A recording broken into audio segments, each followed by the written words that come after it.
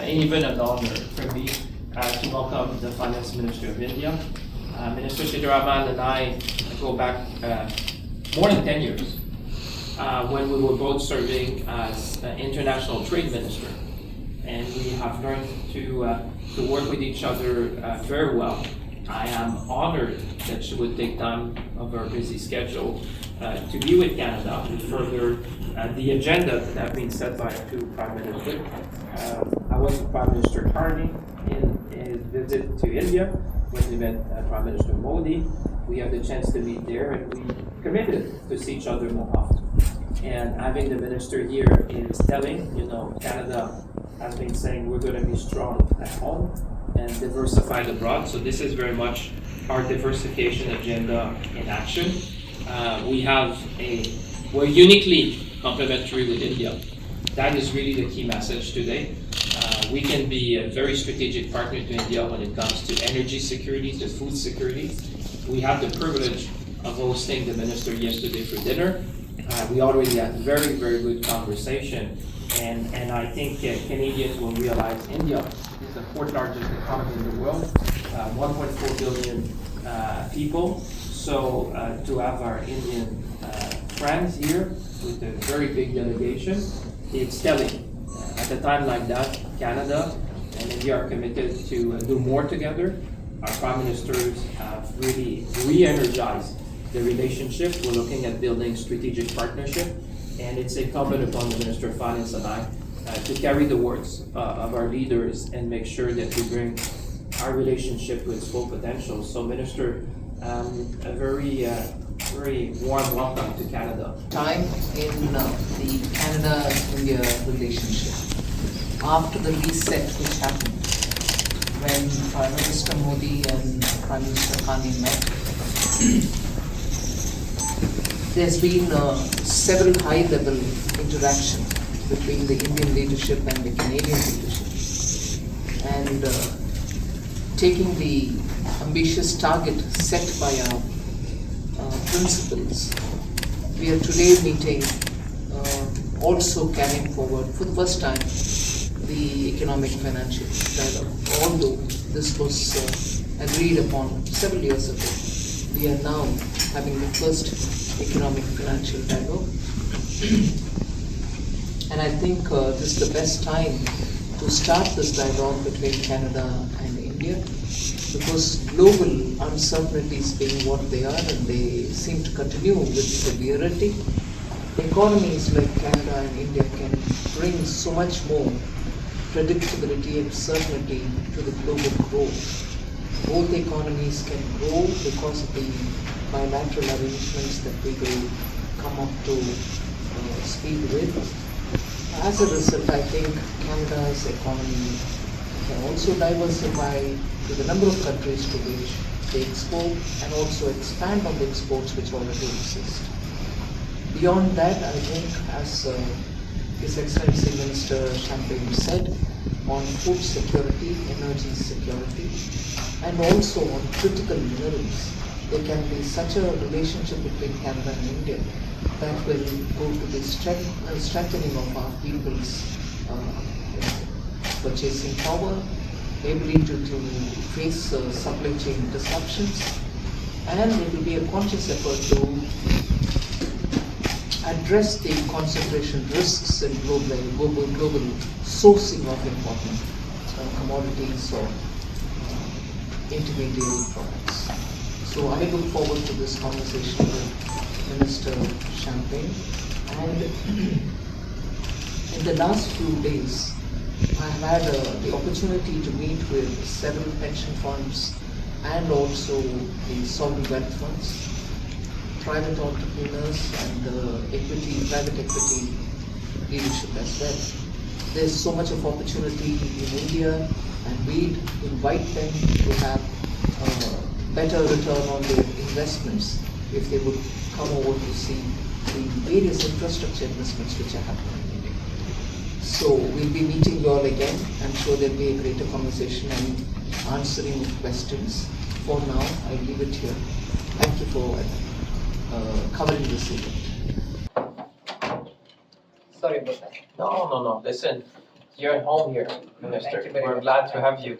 So good morning everyone, bon matin tout le monde. C'est un grand plaisir d'accueillir ma collègue, je dirais même mon amie, la ministre des Finances de l'Inde, qui nous fait l'honneur de venir visiter le Canada. Vous savez, la ministre des Finances et moi, on se connaît depuis au moins une décennie, alors qu'elle était ministre du Commerce international et j'étais ministre du Commerce international. Je peux vous dire que ce matin, on a eu d'excellentes discussions. C'est vraiment la diversification en action. Ce que vous allez voir, c'est que l'Inde et le Canada sont uniquement complémentaires en matière de sécurité énergétique, sécurité alimentaire. Alors, c'est un grand plaisir d'avoir la ministre avec nous. So good morning, everyone. It's a great pleasure to welcome my dear friend, the Minister of Finance of India. We go back more than a decade. The minister was Minister of International Trade when I first met her. And now, after a decade, we have been in close contact. And now today, as Finance Minister, we have been asked by our leaders, in her case, Prime Minister Modi, in my case, Prime Minister Carney, to follow up on the very successful summit that we had in India. And I want to thank the Minister again for hosting me while I was in India and really making sure that we charter a course that would bring our relationship to its full potential. So it's a great pleasure, it's a great honor. We had the pleasure yesterday to have dinner together, and I can say she knows well Canada. And it's one of the visits that she made, but I'm sure we'll have more visits to come. And what you're seeing today, it's diversification in action. This is Canada's Plan A. It's always been. Build strong at home, diversify abroad, and that's what we did today. And I think what you will see in my remarks, and in the remarks of the minister, is that Canada and India are uniquely complementary. Canada can provide energy security and food security to India. And India can provide to Canada scale, talent, and technology. So I must say that this was a very fruitful morning in the launch of the dialogue. So this morning, ce matin, nous avons lancé le dialogue économique et financier des ministres des Finances du Canada et de l'Inde. Une étape très importante dans le renouvellement de notre relation, un dialogue qui va nous permettre de rester centré sur des résultats concrets, accroître le commerce et les investissements bilatéraux, renforcer la coopération entre nos secteurs financiers et travailler ensemble face aux défis économiques mondiaux qui touchent nos citoyens et nos entreprises. The Minister and I will be on our way to the G20. We will be in Asheville, North Carolina just next week, over the weekend. And what you could see this morning is that, first of all, we are very aligned in our vision, aligned in our desire to bring this relationship to its full potential. And what you find is that Canada and India have what each other needs. When I think about India, I think about possibilities. When I think about India, I think about opportunities. When I think about India, I think about scale, talent. And this is really the essence of what we discussed. Let's be clear, India is the world's fastest growing major economy. I want to compliment you. The fourth largest economy in the world now. India has surpassed Japan now in being the fourth largest economy in the world. And if you put it in a purchasing power parity, you would say that India is even higher in the ranking. So I just want to compliment you for the journey that India has traveled. And with 1.4 billion people, there's a lot of opportunities, like I said, for Canada and India to do more together. And that's the commitment you see by these two ministers. Very action-oriented. We have been in this for more than a decade. So we want results, we want action, and we want momentum. And that's what we brought this morning. In fact, you could see India's energy demand is growing faster than anywhere else in the world.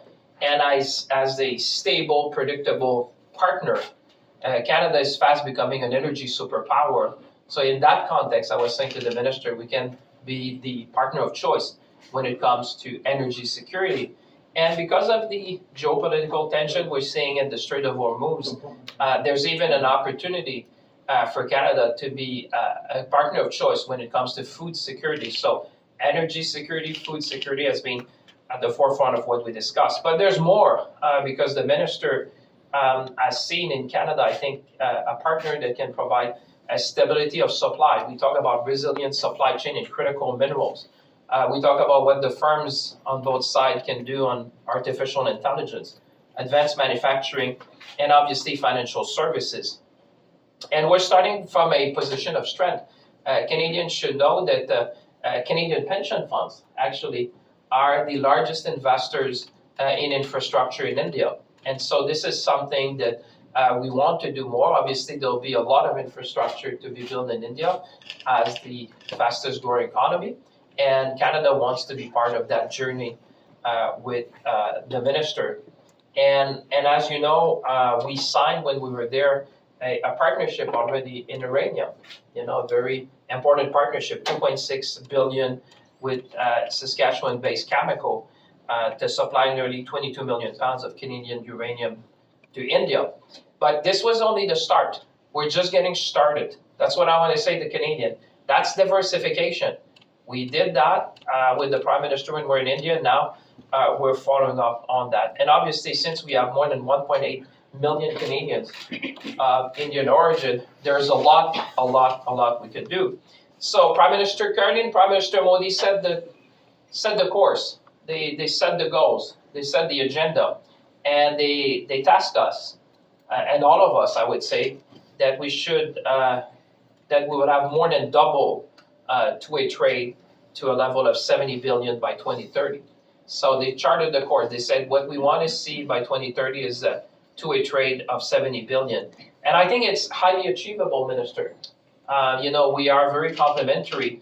And today what we have seen is that we're going to take the step to do that. And Canada offers, like I said, Canada is a very stable and predictable partner. And I think in today's world, what people are looking the most is trust. And I think trust is what Canada can offer to our Indian colleagues and Indian friends. And I hope so today that this is just the beginning. The Minister and I have agreed that we would meet more frequently. And so I would say, let's seize the moment of your visit to Canada. Let's be ambitious, as we know we can be. And let's build this great relationship to its full potential. So with that, Minister, I will invite you to make your statement. Merci. La parole est à vous.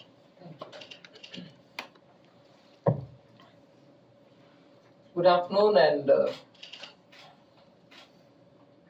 very pleased to be here. Minister of Finance and National Revenue of Canada, Minister Champagne, colleagues from both delegations, and also invited ladies and gentlemen and the media. We've had a substantive and productive inaugural India-Canada bilateral economic and financial dialogue. But before I get into the dialogue and its details, let me thank Minister Champagne, the Government of Canada, for the warm welcome extended to me and to my delegation. It's just a memorable trip, I can say, for that very scores. On that one score, Canada's hospitality has been such a touching point for me. You can see why Canada and India are so complementary. I use the word, they're profound. When I say uniquely complementary, that's really what you should take away from the conversation we had and what we're presenting today, because when you see the growth potential, when you see the trajectory, when you see the scale, when you see what the minister has achieved in the Indian economy, the fourth largest economy in the world. This is extraordinary what India has been building with a very large population, 1.4 billion. So you understand why this morning I have a big smile, because when I think about diversification and I'm next to the Minister of Finance of India, I can tell you things are going well. Thank you. Next question. We will do two last questions. Good morning. This is Nitin Chopra. Good morning, sir. Good morning, sir. Good morning, and welcome to Canadian soil, Finance Minister. We are so grateful that we have both the Finance Minister here with us today. Finance is the backbone of any economy, and we are grateful that you are taking questions. Indian banking system is quite strong, and both the countries can take so much from each other. Since this is both finance ministers are here, so India is serving approximately 1.5 billion people, where Canada is serving 42 million, and India has Paytm. Canada also need Paytm, since Paytm was launched in Dubai also. A few points. A, NSF checks in the banking system. Here in Canada, there is no accountability. Banks charge both the parties. In India, if check get NSF, there is a jail time penalty. India, the banking system is attached with the income tax department, RBI. In Canada, the banking system is not linked with the lenders. So we have seen lot of crimes, financial crimes, mortgage crimes, housing crisis here in Canada, that we can learn from India too. Interest rate on fixed deposit, India gave 7%. Here in Canadian banks, we give hardly 1%, and we invest in real estate. That is a loss of a business now for many investors here. If both ministers can elaborate on these points, how we can take takeaways from both the countries. Thank you. Well, everything you said, you mean we should learn from India? Is that's the takeaway? No, I said of your both the question. countries can take No, away from each I other. was referring, but you're right. I mean, we did discuss a number of things with the minister. I think the financial services sector is one of the highest growth opportunity. I mean, we talked about, obviously, you think about mining, you think about critical minerals, you think about oil and gas, you think about food, for example. But one of the highest growth potential is on financial services. And to the points, I won't go into the detail in the interest of time, but what I can say is to say that we are looking to have closer cooperation. We are looking, and that should be good news, because that will be primetime news for you tonight. We're looking to facilitate payments, for example, for students. We know we have about 400,000 Indian students. We know that the remittance could be around 45,000 per student. So